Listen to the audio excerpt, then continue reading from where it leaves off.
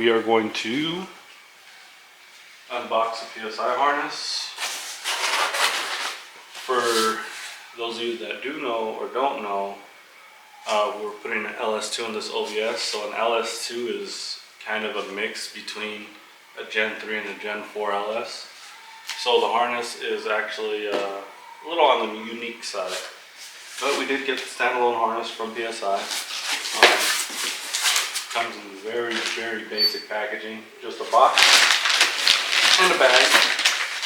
So the part number for the LS2 is HAR-1094. I actually like the basic packaging. I really like PSI. I've been dealing with them ever since I started doing swaps, just because everything is new. It's not some cheap eBay harness, even though it looks like one because there's a lot of copycats out there. It is not. It is good quality. I actually don't think I've ever had a problem with PSI. But it's all brand new Delphi GM connectors. You got your fuse box here. It's really nice. OBD2 port. These are all your accessory wires, so that's fans, tach, speedometer. It's got your grommet here for the firewall. This particular one has the nicer loom that is an option. So it's got all that. Just really nice harness. So that's that. On this particular harness, we did order the O2 sensors from them, so we don't have to mess around with trying to find them at O'Reilly or Osmo. The pedal, we like the pedal, so we'll be mounting that underneath the dash somewhere. And that's about it. Come with cool stickers, obviously, like always. Nice little key ring. And the paperwork. But yeah, that's pretty much it. Actually, it tucks away really nice for someone that doesn't like a mess. Holley's obviously nice, and that's the preferred way to go with a lot of builders. My preferred way, if it's a cruiser, is to go with PSI, just because it's so much less messy. Obviously, there's not the options of tunability, but as long as you get yourself a good tuner, and it's just a cruiser, I don't see a problem with just running the PSI. They work great. So, one day after Christmas, getting back to the project, the old green OBS. So we finally got in the transmission. I'm not sure who built it. It was customer brought it, but it's supposed to have a shift kit for L80 and a couple other things. And we finally got in the circle D converter. So just to show you guys, it comes in a box like this.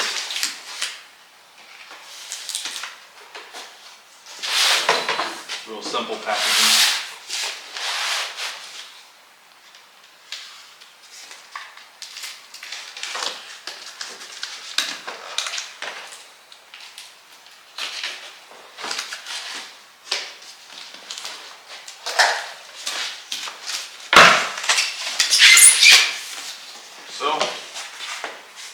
Actually, they went back to the old foam. They were going to some like plastic or like cardboard, and the box would come all deformed and all messed up. This one actually came nice, and it came with a nice foam. So it comes with a pen, a koozie,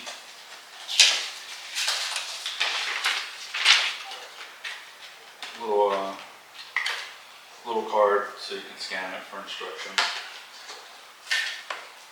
Couple stickers. It comes with the hardware. This is probably one of the main reasons I like using Circle D, besides the quality, obviously. But most converters don't come with the hardware. So any of you other converter companies out there, take some notes, because this is a pet peeve when stuff does not come with hardware. You got the build sheet. So it's 4L80. Single 300 millimeter. I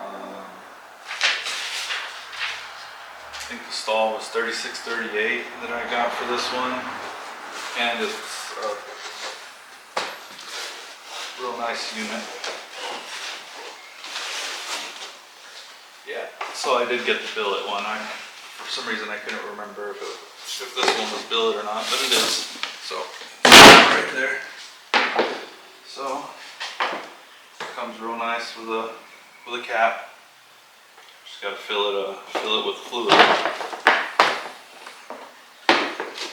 And a nice billet cover. So yeah, we'll get this put in the transmission, get the transmission put on the engine, because right now it's leaned back. Once we get that all done, then we can actually do all the hoses and stuff and actually have correct length and all that, so it looks clean. But we'll get that going and I'll give you some more info. So one of the other things we were waiting on also was the Dakota Digital, the HDX for the OBS, the newer. So it's going to be 95 and 98. So like I said, these are the HDX. Customer already opened the packaging, so it's kind of easy to open. So comes in a wrapping, thick plastic, and it also comes with this protective film. So that'll be going on soon. It also comes with the controller box, so you can wire it in whatever way you want. And it comes with the harnesses and the sensors. So you can run, if you don't get the BIM, you can put these on the engine, run the harnesses, and then run them to this box.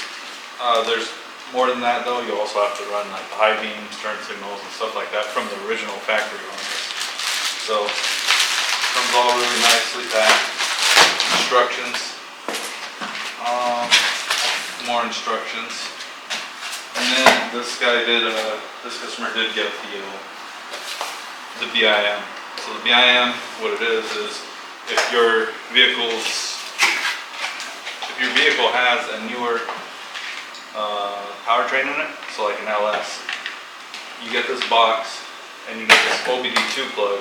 So this plugs into your OBD2, this plugs into the other controller box.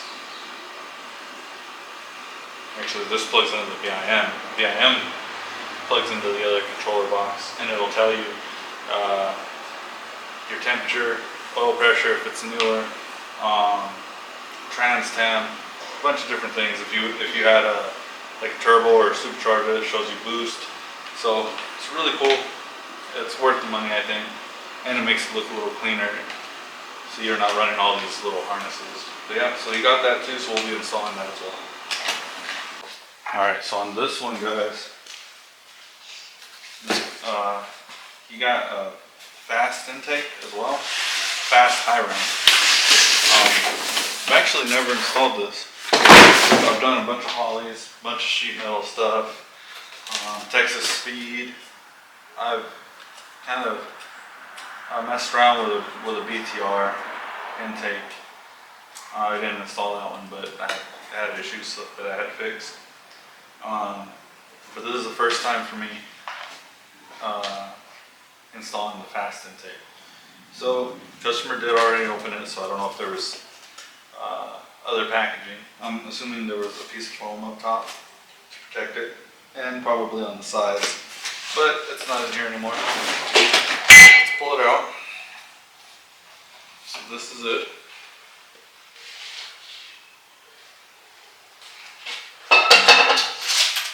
That's the intake. Oh, we'll go through that in a minute. These are the fuel rails. A little smaller than what I figured would come with it, but they still work. Obviously, this is just an NA build, so hardware. Love that it came with hardware.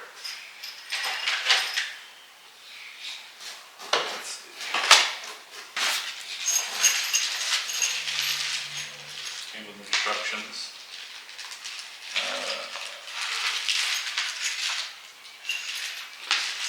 So there's a bracket here for something, but there's only one, so hopefully that's for something besides the injectors or the fuel rails. I believe the fuel rails bolt on right here, which is nice, so we shouldn't have a problem there.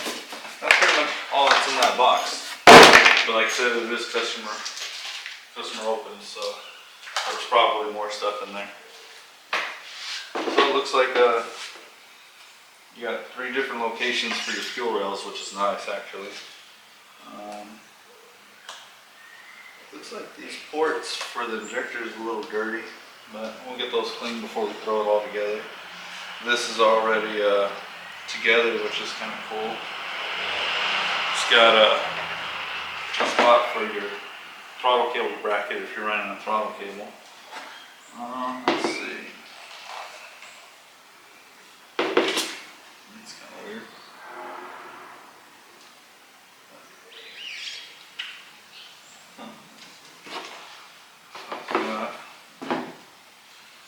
And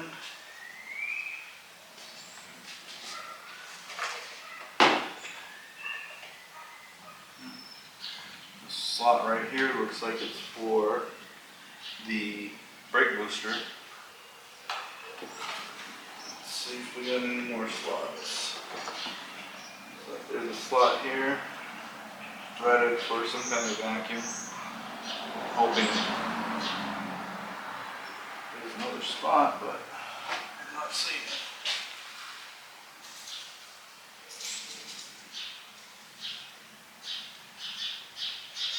Maybe this is used.